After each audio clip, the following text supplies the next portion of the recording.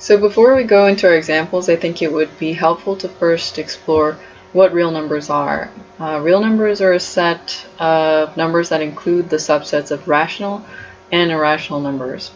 Rational numbers has several subsets within that subset, so we'll start there with the lowest subset in rational numbers, which are natural numbers.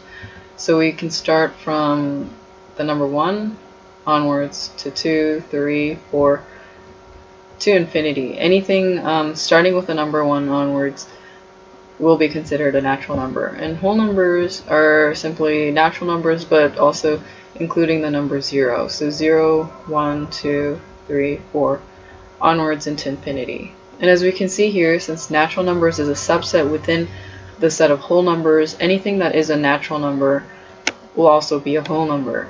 Similarly, integers or anything within the sets of whole or natural numbers will also be an integer. So 0, 1, 2, 3 to infinity will be integers, but also now we have negative numbers. So -1, -2, -3, onwards into negative infinity can be considered integers. With rational numbers, this is where it gets a little more complicated.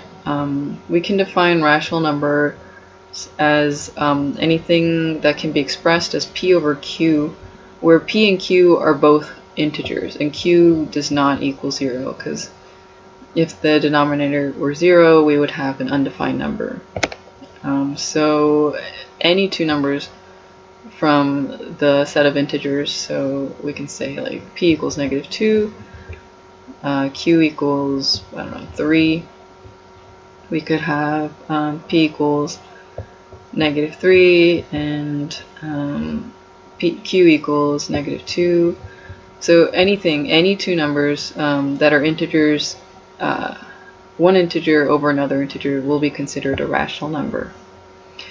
So irrational numbers are basically anything that isn't a rational number or can't be expressed as p over q. So to give you an example, maybe the square root of 7.